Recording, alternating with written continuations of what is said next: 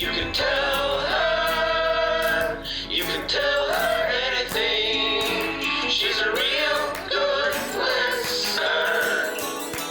You can tell her anything. So, what's up? It's your girl, Father Longlegs. You know me, Daddy T. This is You Can Tell Me Anything, the podcast where comedians confess something they want to get off their chest. I'm really excited for my guest today.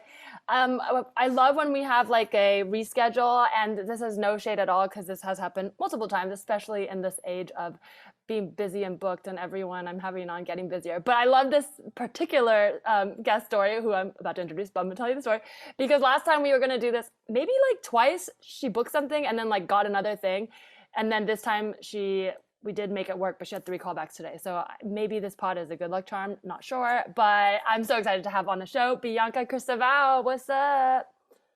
Hey, what's up, T? What's up? Love. You know, now that you mentioned it, maybe I should have just waited with your podcast for another couple of months. Maybe I booked this thing, you know? God damn. That's so funny. Maybe one summer I did because I was kind of like lazy and didn't want to do, this was during quarantine, didn't want to do the pod fully, but I wanted to just check in. So I did a congratulations thing where basically like I just checked in with one person over a month every week, and we just like congratulate each other on like anything big or small. But actually it was kind of fun looking back. I love that.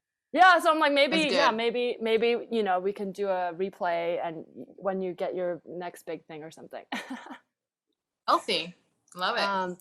Well, before we get into it, I like to ask my guests for a good confession. It's not like really a confession. It's just an icebreaker, like something that you're proud of or excited about, just to start off on a positive note. It could also be like, oh, here's something. I think I should be on the late night with Steve. Yeah. Oh my God! Congratulations. Only a couple of weeks. Yes. Yeah. So by the time this comes out, you can watch it online. Hopefully, and you will have crushed. Unless they're gonna be like, no. No, don't say that. Manifest all the good things.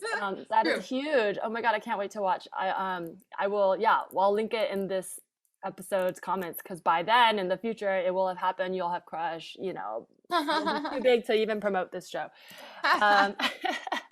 Congrats. Well, I did start this pod because it's sort of loosely based on me going to therapy. In that, like, I would just like to confess things and get things off my chest. But it's not really about therapy, but I do like to ask my guests, since it's kind of a jumping off point, like, what's your sort of like self-care routine? You know, do you go to therapy or do you have like, you know, if you're feeling bad or need someone to talk to, do you have like a confidant? There's no right or wrong answer. It's just fun to hear everybody's like, sort of like, what do you do when you're stressed kind of situation. You sound like a therapist.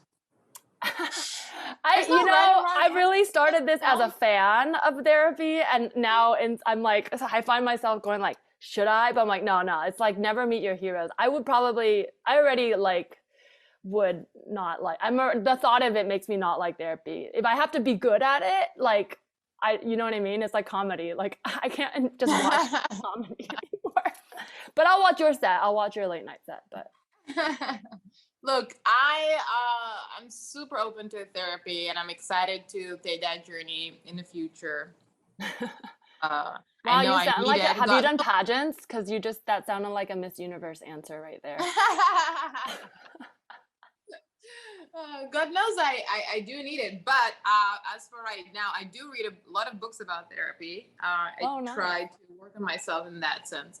I do a lot of yoga. So yoga is great. And stuff. Mm-hmm. It really, like, I think my impression of yoga when I was in college, because I went to NYU, and it's like, that was like, I think peak like white girl yoga. I mean, now it just is, but like, you know, that was like, there was like a cultish following around it. Like they just discovered it. And I really had no interest in it. But obviously it's been many years, and obviously yoga didn't come from white women. But but I do, like, I say that in that, like, I feel like it took me a long time to get around to the actual like spiritualness of yoga. Even though that's always what was like billed, it just felt kind of phony to me. But I was in Bali with my family. I totally agree. I remember I went to yoga at the studio, and then they started this chant and I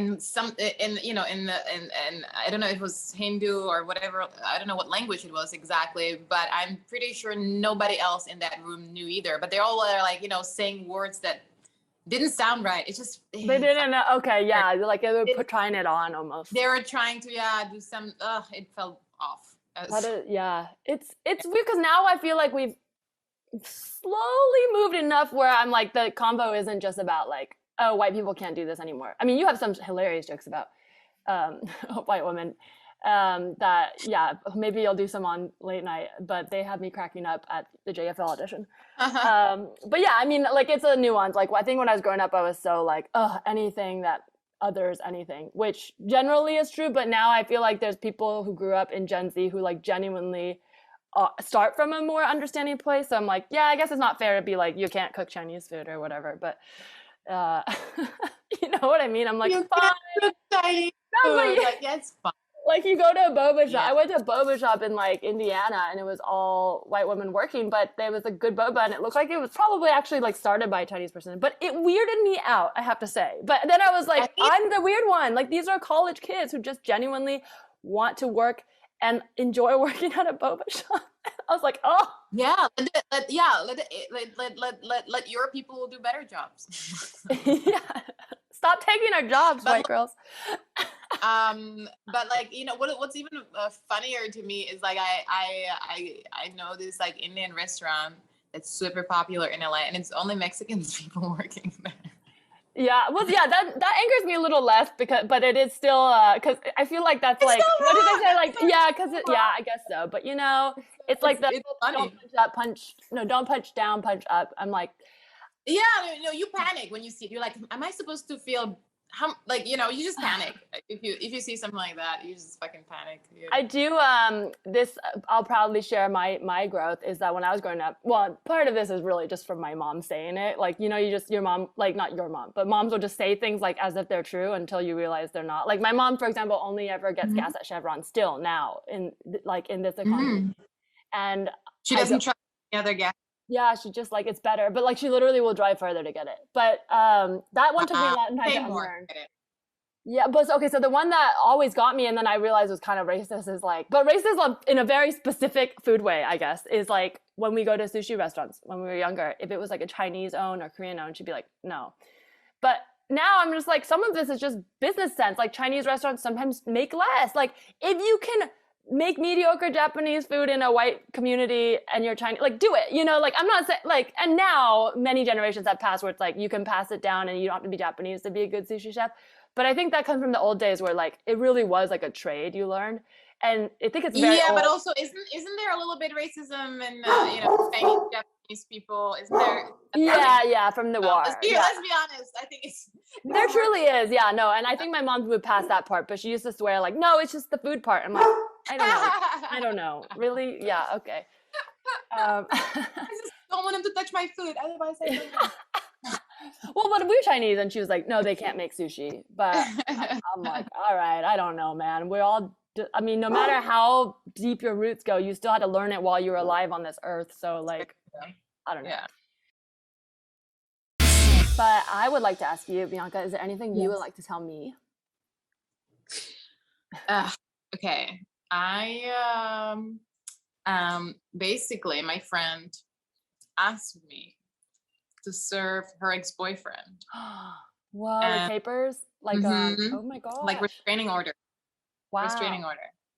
And she told me like she, you know, and I agreed because I'm a good friend, but she really didn't give me the details. And then I have to first for the audience say that the look on your face is priceless. Like I can tell the story is good because the way you said it's like you're like almost laughing at it, but not necessarily because it's funny. I don't know yet, but it's definitely like there's more to it is what I'm getting. Yes, there's a little bit more to it because this guy is a musician, you know, and as an stand-up, I understand, you know, the part of like showtime and whatever.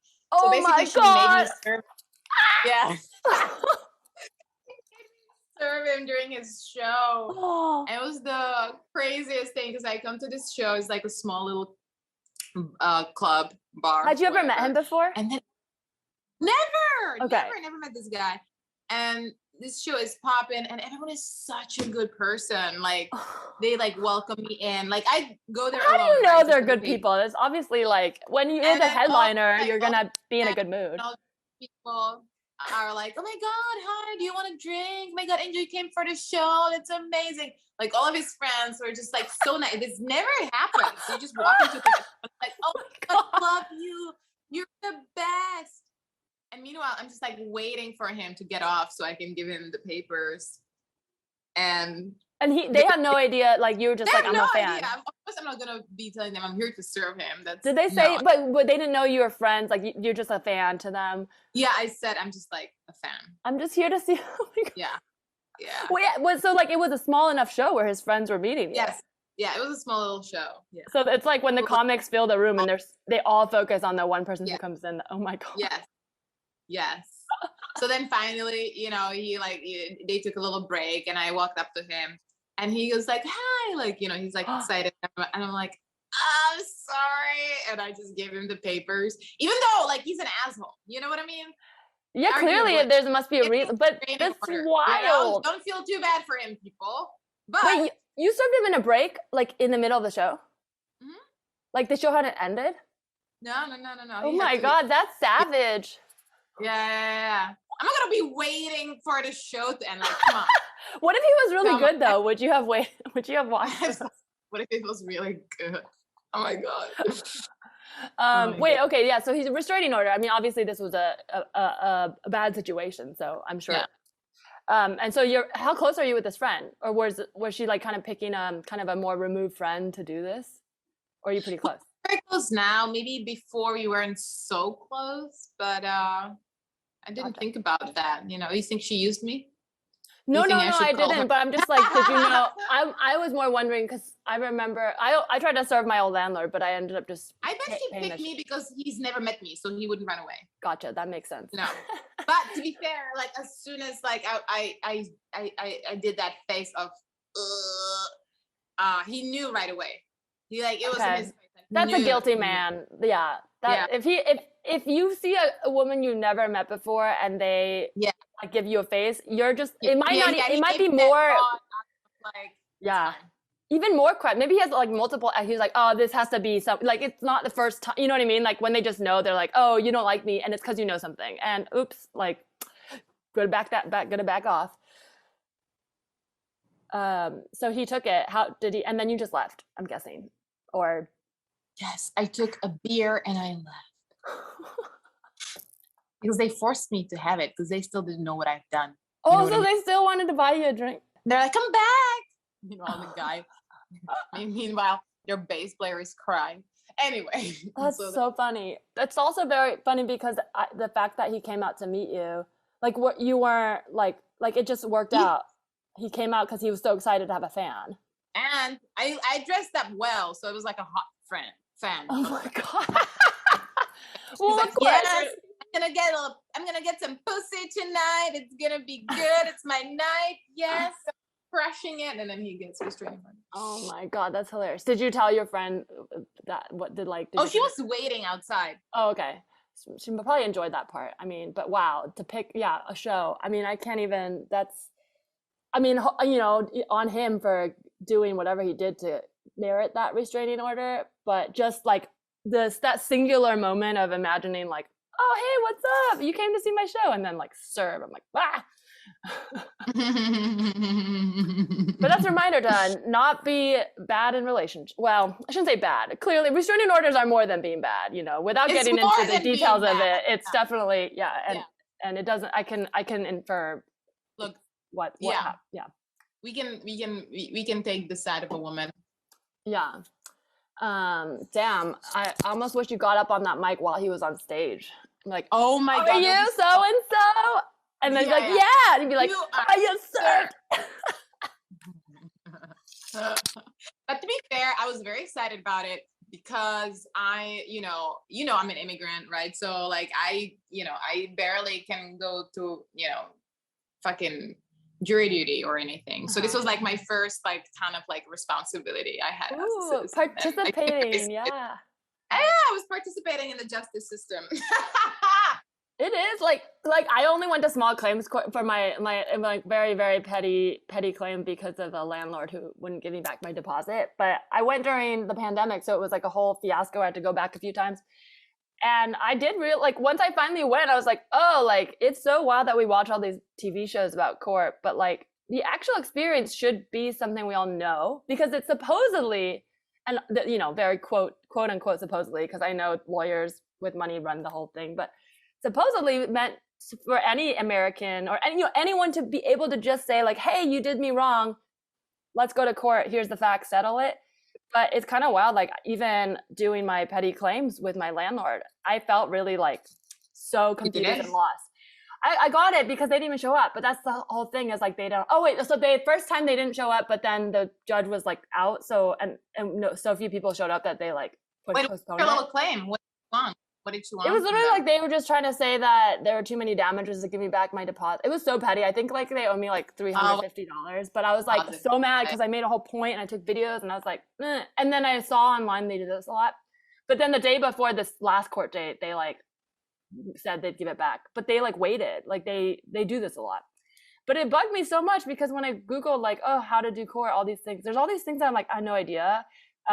Like you have certain ways you're supposed to talk to the judge. I mean, I guess it's fine if you don't, but obviously if you're experienced, like you would know like, oh, Your Honor. And then it wouldn't like, I just imagine. And there was a guy in my courtroom who like didn't speak English and he was very confused because like the other person didn't show up and they had to wait to get a translator.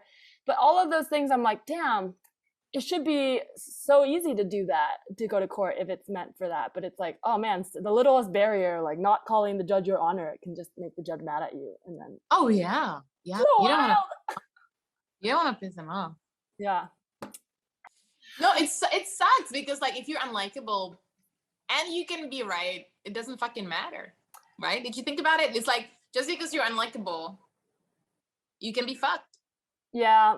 And then so many people cruise on being liked and doing bad things. That's kind of like the male musician archetype. Not all musicians, but that archetype of like, if you're charming enough in one aspect of your life, comedians too, you know, and you don't have to get deeper. Yeah, it's scary. But anyways, but not me. No, I mean, like women tend to do that less because so much of being on stage, I mean, obviously women do it too, but like there's more of the expectation from society to see the like vulnerability in your performance, that I feel like it's harder to fake. Although obviously I'm speaking very broadly.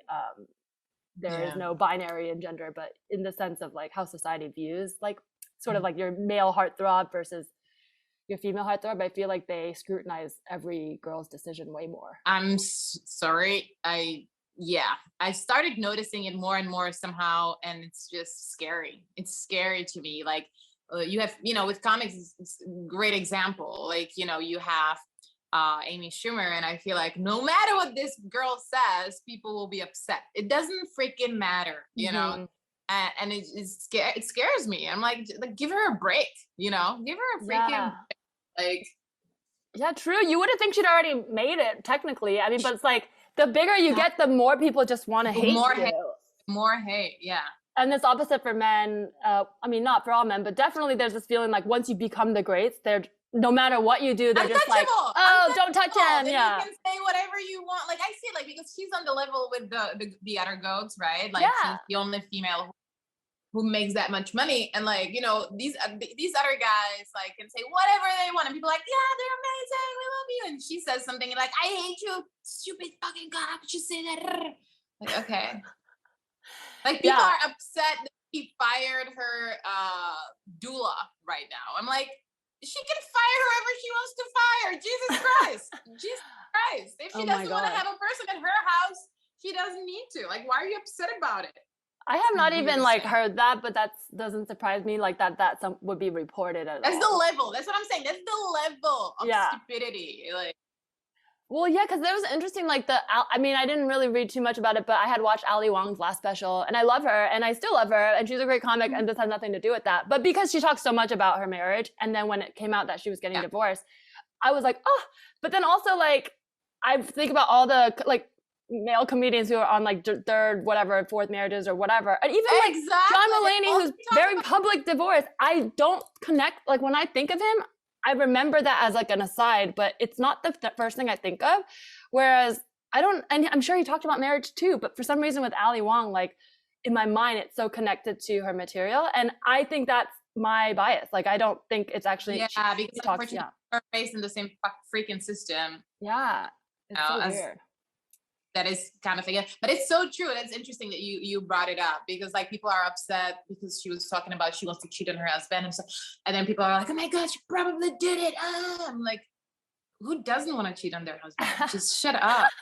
Plus, if she did it, like none of, like whether she said it or not would have no effect on if she did it. You know what I mean? Like, it's like if she was going to do it and be a bad wife, she was going to do that. So like that has nothing to do with her material. Like, it's just, yeah, I don't know, when men like go on stage and like shit on their wives, it would be like, oh, she's so annoying. It's like, is that better? Like, I don't know.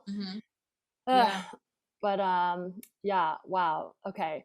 I feel like I love this story because I feel like it's gonna become, knowing that you're on your rise, like it's gonna be folded into like a dramatic portrayal. But I am curious, have you like you're talking about like playing your part?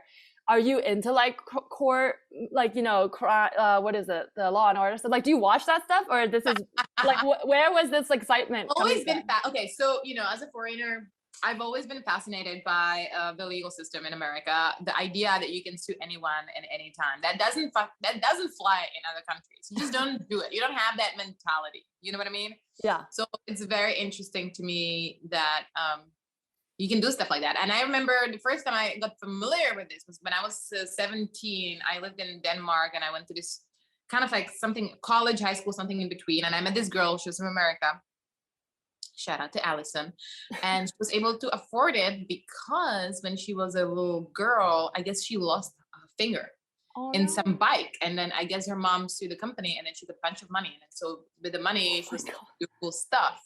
But I remember thinking like, oh my God, if I lost my finger as a 5-year-old, I would just be a poor 17-year-old without a finger. Like, there's no way that I would be able to get any money from the company that, you know, sold my mom the bike. It's just like, no. So it's just like really cool. Wow. In some ways, really cool that you can, you know, that is such a, like, I love hearing it from your perspective, because I have such a sour view of the legal system because of yeah, I mean, not to say people abuse it for sure. Remember? No, but it's designed that you can, if you want and you have enough like ambition, even if you don't have the money, like there are ways to win. But it is harder, obviously. But like I like that perspective of like in other countries, it's a non-starter. You can't even begin to find the what compensation. But that is wild, like saying that, because when you said that, like in my mind, I was like, the American dream, which is obviously not the American dream to get injured and make money, but kind of, I feel like it is now. Like so many scammer stories come out about just people trying to do fraud. Do you remember when there was like a person who was deaf and he was coming to shows, stand-up shows? He was doing these stand-up shows because they didn't have headsets for him. He just didn't they weren't even, it was literally just trying to get money out of poor broke comics. So he was doing venues too, and then he was doing it with a lawyer that like I think goes after these kinds of like kind of like just like class action. But I remember, because this was in the comedy community. For guests who don't know, like the short version is, it sounds like we should probably think about ADA for sure. But this was a guy who would like target shows, not go. Like that's the thing. People were literally printing out Eventbrite so that they could check them off, because they're like, this guy didn't come. And he would say he was there, and it was like they didn't have anything. So then a lot of the comics talked to each other, and very quickly we're like, okay, so you have to have a sign up and this and that. And we were like sharing the hearing devices between shows. But he wasn't actually like wanting to watch. You know what? If this guy, look, it would have sucked, but if this guy really was like, I really wanted to watch, I just really wanted to watch good heroin, and they didn't have it. And that was what started that. And at the end of all this, he got to watch it. Like, I might be like, oh, that kind of sucks for some people along the way, but at least he wanted to watch. But no, this is a guy who didn't even come to the show. Like, if he could hear, he'd be like, oh, I'm going to walk out. Like, that's so rude. That's so rude. And then these broke comics got sued thousands and thousands of dollars. Oh my God. Same. I worked for a company my last day job, like kind of way out in LA, like in the very Asian area. And I say that like, if you're local in LA, I don't mean like there's a bunch of Asians. Like literally it's like historically, I think it's one like out in Alhambra, Rosemead area. Like there's some of the historical Asian immigrant towns, and that's a big thing. Like those, because I think a lot of times, like you're talking about immigrant community, there's this. I think their first view of it, of the legal system, could be really good or bad, but there's definitely more of like sort of there's lawyers also trying to get rich in there that are kind of like scammy lawyers too. And they'll go in those communities because there's a lot more room for error, especially in small businesses. And my last boss like had that happen a few times where it's like, I mean, I'm not saying his business was perfect, but by far I've worked at like big corporate white companies that have literally paid lawyers more to shut down things that were actually like worth complaining about. And at the small company of like 6 people, he said like before they had like kind of a lawyer come in with someone and like kind of be like, oh, you guys don't log hours because it's so small. Like, so they actually started doing stuff like making people clock in and out, which big companies like, I feel like don't even really want to do those like fingerprints if you're like in an office, you know, but legally there has to be a system, and they were just suing them for money. Like, it's wild that that's like a whole business is going after small businesses. Everybody who has like if you're working in a like just generally the highest you can make on average in comedy, it's gonna be lower than your mediocre lawyer, you know. But like on average, if you're working in an industry that is not equal like that, we should just be given a degree for something else. Like, you know what I mean? Like, you should. Because it's like, I think I talk about this with my boyfriend all the time because he's doing finance, and just like we both work really hard, and you know, we see each other as equals in the sense that like I don't feel like I'm lesser when I make less, but there are times when I was about to say you guys are equals, but I hope he pays for dinners. Well, but I mean, he does that because we're in a society where I would feel lesser if he didn't pay for dinner. But, you know, but point being, it is kind of a double-edged sword for him because he has to see me as equal, but then still pay for me. But I did get upset once because I was like, not with him, but just with this. I was like, I'm working super hard and just as hard as you. And the hardest I work and the most I can make right now, like, unless I suddenly, you know, get a big break, it's just never going to compare to what you make in a year. And it's not. Because don't just say never. It's not gonna compare for a little bit. Right, for late. Positive thinking. You taught me that at the beginning of this podcast. True. Eventually I'll get there. But it's just wild to think that if I work like... I mean, it's impossible to be an artist. And if you don't have that support system, whether it's your boyfriend or your mom or really hard work like a few years ago where you saved up or whatever it is. I mean, how are you supposed to do it, right? If you are, you know, if we know how little we're getting paid. And you even have to either be outside of society. It's almost like back in the day when like Shakespeare or whatever, they literally were like nomads. It's absolutely the same. And then, you know, we're all hoping that we're gonna get a big break and then you make the good money. But even with the good money, if you count those 10 years of suffering, it's not, you know, it feels like, oh my God, it's so much money. But like if you divide it, it's still not worth it. Like, really? You know, with the hours and driving and bowling alleys and the permanent damage from not going to get like regular colds checked up because not having health. No healthcare. I mean, please, come on. Oh man, wild. But okay, but then what made you? Because you moved to America and then did comedy, but like I love hearing this origin of you being drawn to the legal system because I think it's super fun to tap into that because there is this. I mean, I've talked about like some stuff about this before, but just. In general, like I had more bad experiences with like work and legal, but like the big companies kind of the way the systems are set up where. If we want to talk about what I've been really fascinated with, it's just the jury, just having a jury.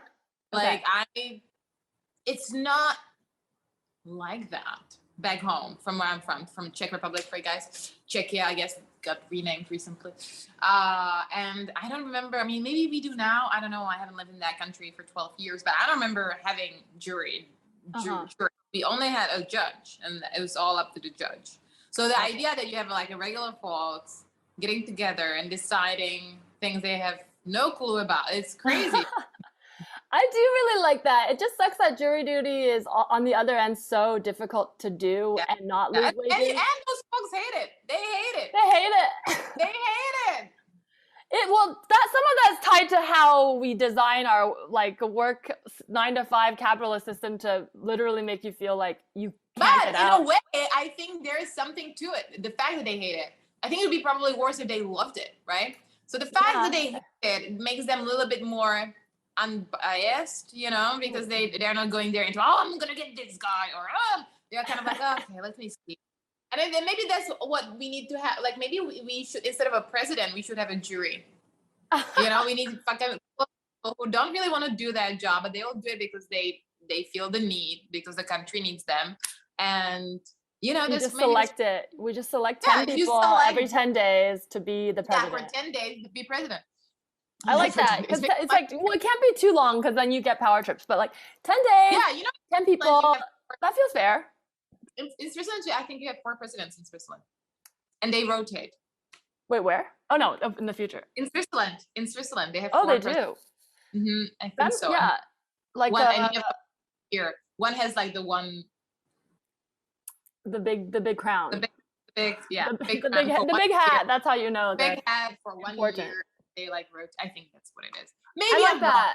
I like that there's a rotation. I think in like UN or some special councils, they do that where it's like they're all kind of people in power, but their titles change. And that is cool to me, because if you rotate, then you have this element of knowing that whoever's in charge, you might be that person one day. So you kind of want to be empathetic, but also that they'll lose their power. So you know, you're not going to fight them too hard or whatever, but also like you can't go crazy when it's your turn, because literally someone else is going to be.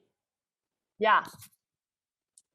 Going back to being a comedian, do you feel now you have more empathy for other comics, for female comics, for comics who are, because like there's this tendency, and it's so funny, like yesterday I was listening to, actually not comics, I was listening to just friends talking about like one particular comic, female comic, who I'm not a huge fan of, but the way they were talking about her, it was, I was getting a little bit agitated, because I was like, you know, whether I like her or not, she put a lot of work into her craft, and it's not just like, if she's unfunny, like, no, there is craft in it, and she's very successful. And maybe it was coming more from some sort of like internal, like, I don't like that people like her, but not me, versus like, because I think I know what you're saying, but like specifically towards female comics, in the sense that we judge them harsher based on like, you know, oh, they're too pretty, or they're not funny, but they're only well liked for this, or that kind of thing. Yeah. And like I'm getting, I don't know, I'm just getting like more sensitive to it. I'm like, just, you know, the whole idea of like, she's funny, she's not funny. Honey, there's no such thing as being objectively funny. There's always going to be someone who's going to say, no, she's not. No, he's not. Always, right? In every show, like you literally don't get everyone laughing at everything all the time, even if they leave saying you're funny. Like, that's interesting that we do that, because I don't say that to guys unless someone's like, what do you think of this guy? Then I would be like, he's not that funny. If someone asks me for like a recommendation, even that I try not, you know, because it's like, it hurts so much. But I do, maybe I used to think that more for women. I'm trying to think, it's been a minute. I think because I started in New York, and it was so like at us too, like the first year or two, there was a lot of judging each other. But once you kind of make it through, there's a big, like, all the women kind of group up and like are almost like battle survivors almost, because in the beginning they weren't booking us on the same show, so you really didn't get to meet a lot of the other female comics, and you heard about them and whatever, but usually you saw them as competition. But you heard about it. Yes, I'm not alone. Right, but then when you're in like year 3 or 4, I feel like that's when people who are still around, you're just kind of like, oh yeah, I remember when I used to be like, oh, I have to wear like a hoodie and like long jeans on stage. Of course. Just be dressed like a guy so they take you seriously. Yeah. Meanwhile, I don't know if it's even true. It's just maybe in your head. I had a conversation with a guy about this at a festival, and he was maybe only, I think he was only a couple of years in, but he was saying the girls he talked to were a couple of years in too, but I like that he shared his point of view. Like, I'm not going to blow up his spot, but he was asking me genuinely like what I thought about it, but his perspective was that like how you dress does affect how people see you, a little more harsher towards women than men. And I don't think he was aware of that until we got really into it, because he was like, well, like I wouldn't like go on stage in basketball shorts, but I know that's not what he meant, because he was like asking like, do you feel like if you dress like kind of like slutty or hot, that will make you unfunny? And in the first few years I did think that, and then I realized that like the bar audience that thinks that is not the Colbert booker. You know what I mean? Like, Mhm. you're not going on TV in a hoodie. Like, you're gonna have a glam crew. You're gonna, like, everyone understands that once you make it, you're allowed to do whatever the fuck you want. They just don't want to feel like you're too good for them. And that's in their head. And anyone who thinks that, you might be too good for them. Like, no offense, like, but kind of, right? Because you're not saying that. If they're saying that, right? If they're like, oh my God, look at this girl, she thinks she's better than me, and you didn't say that, they probably think you're better than them. Like, that's on I like them. that. Sometimes you have that feeling, right? That's a very specific feeling. That, and I try to like come down, and not because I don't think that, but you know, I understand that, you know, as like a tall woman who, you know, like whatever. Like, I mean, there's so many things that you can live. And, yeah. God damn, it's very true. And I definitely share. I think. I mean, I would think most female comics share that same journey of dressing down for the first 5-6 years. Do you feel like, so because you brought up the having more empathy, so is this kind of more recent? Was it more due to like just kind of being away from comedy like in COVID, or is it more like because of your experiences you kind of like see more perspective about it? Yeah, I don't, it might be both, you know, it might be both. Taking that break, understanding that like stand-up is not, we're not curing cancer here. We're just stupid people with thoughts. It requires lots of work, but at the end of the day, you shouldn't take it too, as life in general, you shouldn't take too seriously. And then just like in general, looking how women, you know, treat each other and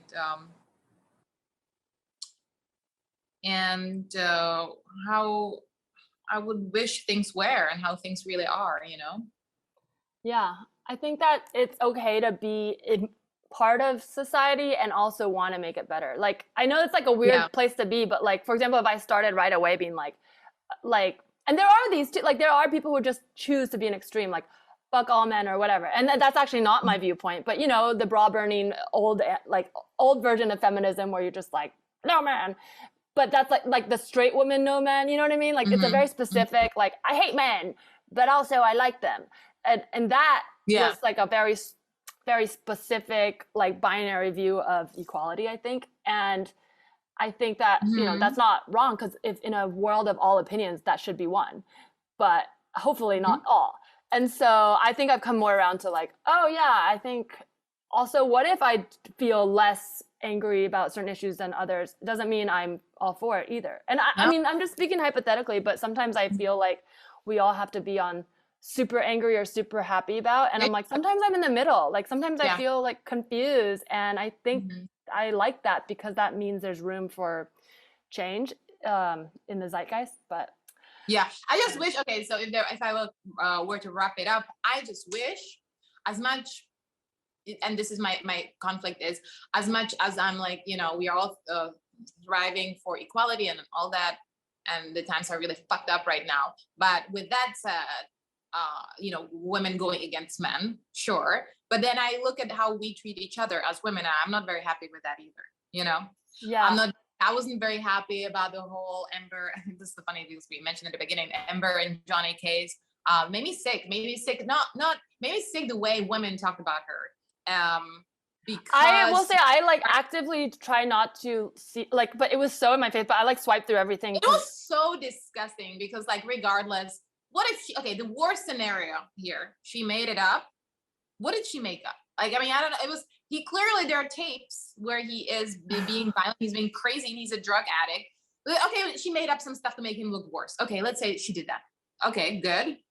Now, my question is, why are people on the internet saying she should die and fucking murder her and she's a bitch slut? And I haven't seen that outrage against fucking Weinstein, who is convicted felon. I did not see that much outrage when he was going to jail that I saw with this woman who did not rape anyone. She didn't kill anyone. Like, yes, she maybe is a bad person, but just fucking calm down. Like, if they could burn her, it felt like they would. I mean, at least people on the internet, of course, like that's. You're right. It's that old witch hunt mentality. And some of it, I think, because I mean, I really didn't watch this. So I don't want to speak too much on the specifics, but I'm aware of like how that trial played out in a very like circusy way. But I do think there is something about that that's like damned if you do, damned if you don't, because like, and it's not like the best case scenario. And I say this best in like really, really like bold quotes that aren't like, given all the situation of what we knew, like at the start of the trial, the best case scenario is that she was 100% telling the truth, which meant she was abused, which is still not a good case. You know what I mean? Like, so we're already looking at a situation that is just like not good in general. And I think that's where it starts. Is like, because that's the best case and then people feel they have to have an opinion. The worst case is like you said, she made it all up, or she's crazy and she drove him crazy.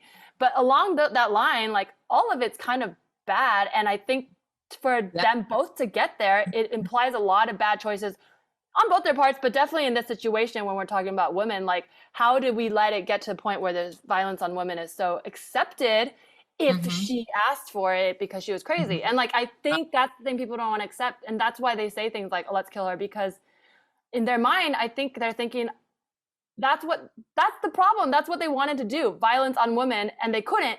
And now the law comes in and now now they're saying she was abusing him. So she, it was bizarre. It was very bizarre. I mean, again, I also didn't follow it very deeply, but I just didn't like the outrage. I just thought it was crazy. Yeah. It sounded like they were both bad in the relationship and did bad things. It sounded like the worst were people. But the fact that they made it, I think the lawyers also, like, that's to me my impression. And I'm like, okay, I'm like this like little glimmer of hope from your childhood, Bianca, because I'm like, there is like a lot of like the McDonald's hot cups, like as silly as that was, like now they tell us.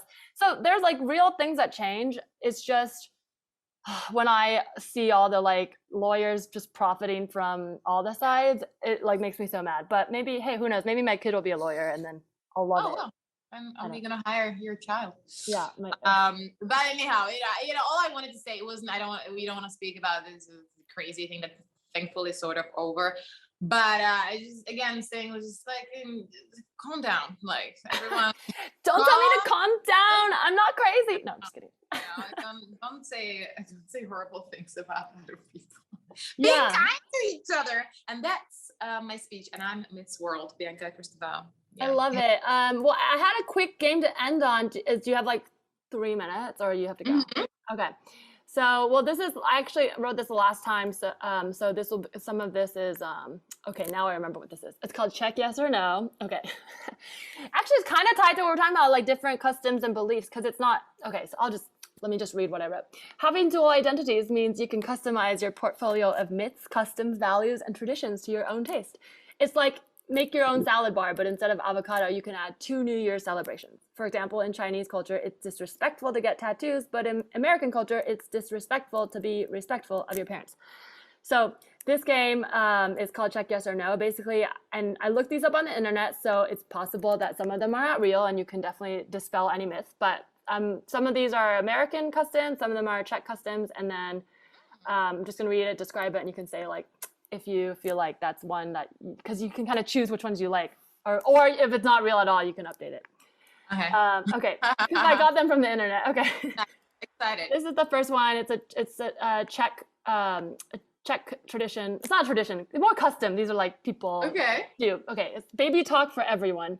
Like all Slavic languages, because there are diminutives for most words, the Czech language has opportunities for sounding cute. So in English, we settle for things like doggy, kitty, cutie. In Czech, the scope is much wider. For example, you can figure out how much someone likes you by which version of your name they use.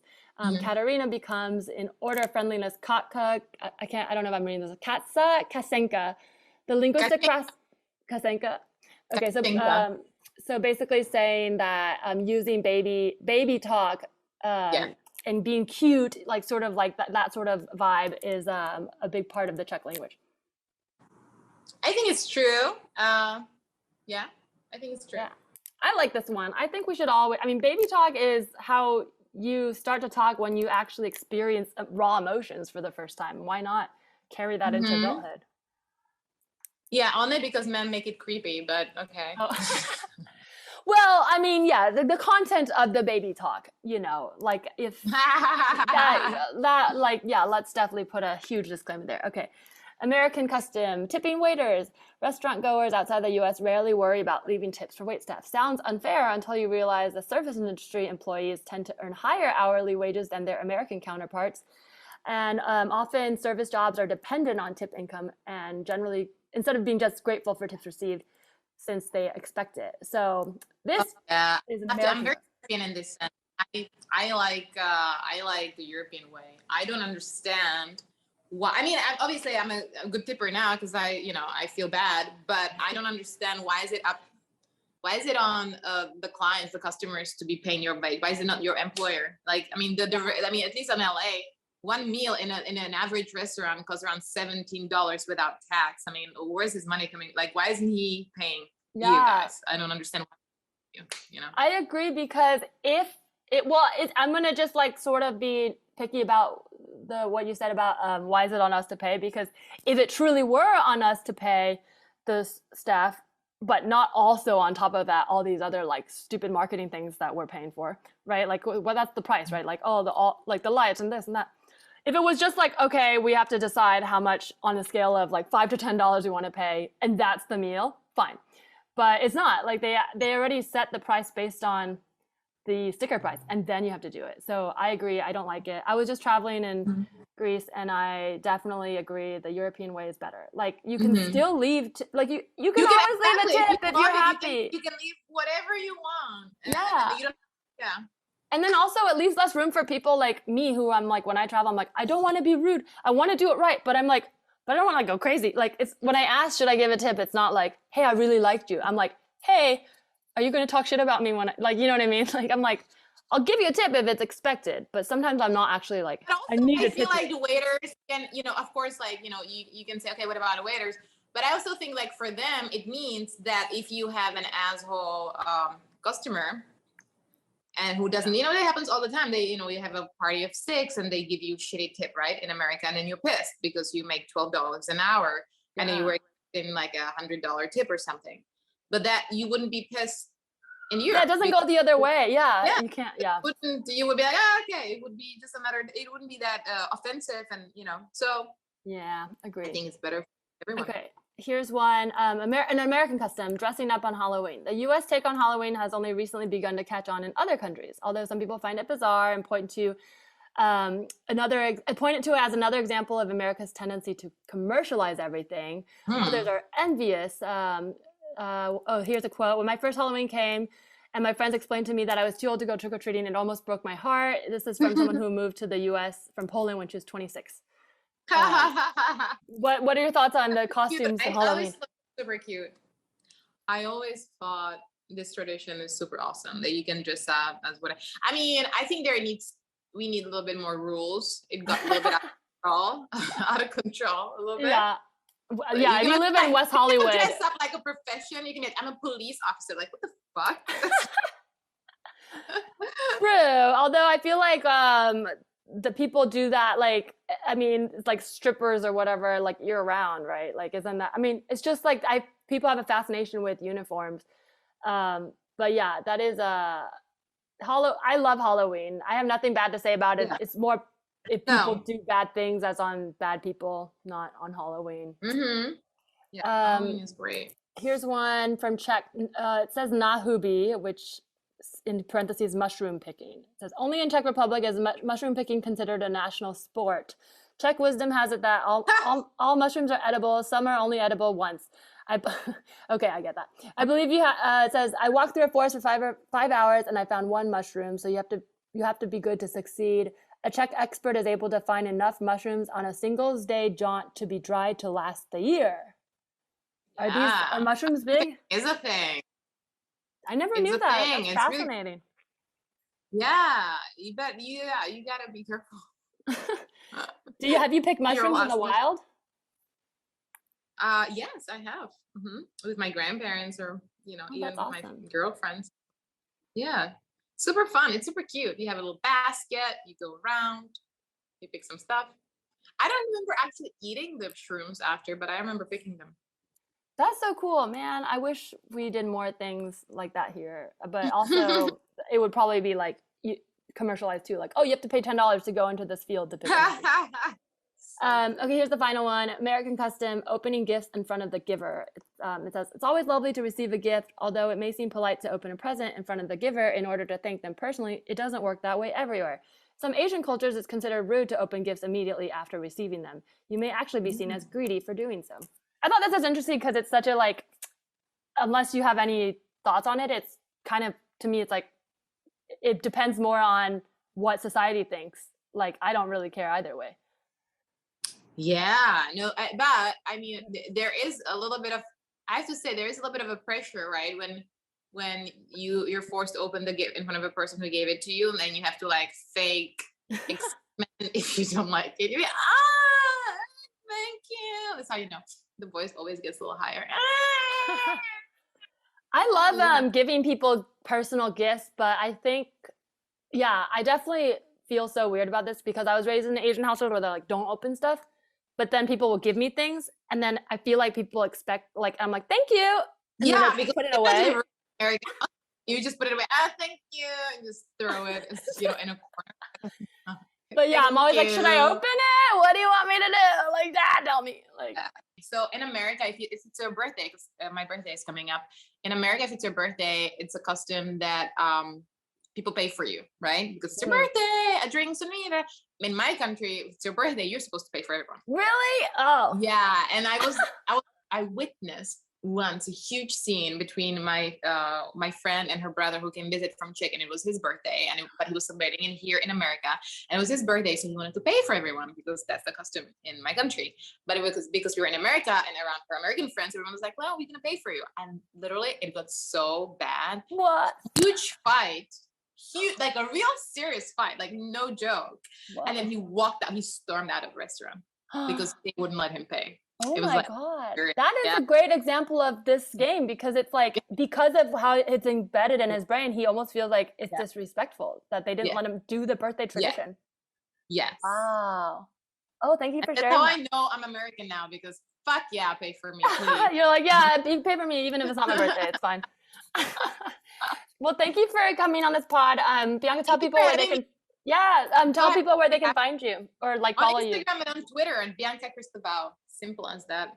Sweet, and watch her late night set. I'll link to it. Yeah, hopefully it's out by now, and then come see me at the store or whatever alt show in Hollywood. Thank you. Hollywood. Thank you for listening to You Can Tell Me Anything. You Can Tell Me Anything is a comedic podcast created and produced by Teresa Lee on the Hoo Ha Ha Podcast Network. The Hoo Ha Ha team is Ashley McAtee, Audrey Povar, Maggie Wheat-Austin, Cardi Assad, and Stephanie Bignot. The theme song for this podcast was created by Cody Johnston. The outro music was written by Shipwrecked Sailor. And the Hoo Ha Ha app can be found in the Apple Store to stream your favorite comedy series and laugh out loud podcasts by the funniest women in comedy. To contact this podcast specifically, you can email tellmeanythingpod@gmail.com and follow us on Instagram @tellmeanythingpod. Thank you.